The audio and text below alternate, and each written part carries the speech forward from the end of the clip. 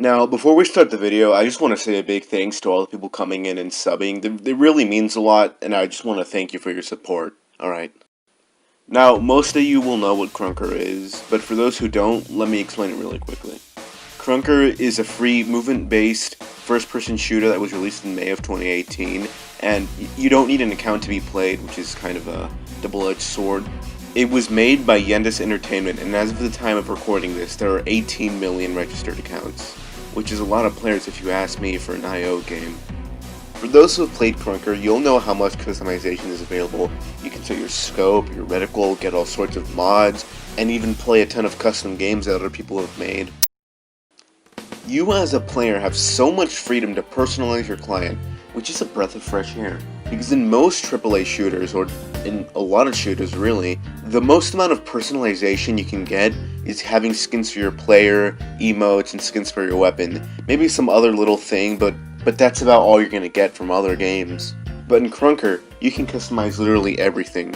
And with all this freedom given to us, there have been all sorts of Discord servers and communities that have popped up. You know, there have been some really big communities, and the biggest that I've seen is the Krunker Care server, which you'll find people there that give out all sorts of scopes, and they can show you how to make scopes and all that.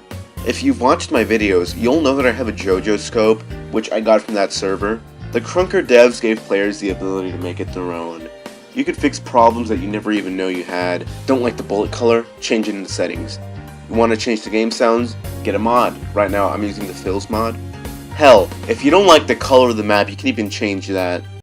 And you know how I mentioned custom games earlier? Yeah, it doesn't end there. The community has made all sorts of custom maps and game modes. Clicking on the Games tab on the main menu will bring up a whole slew of community-made content, and a game maker where you can make your own things.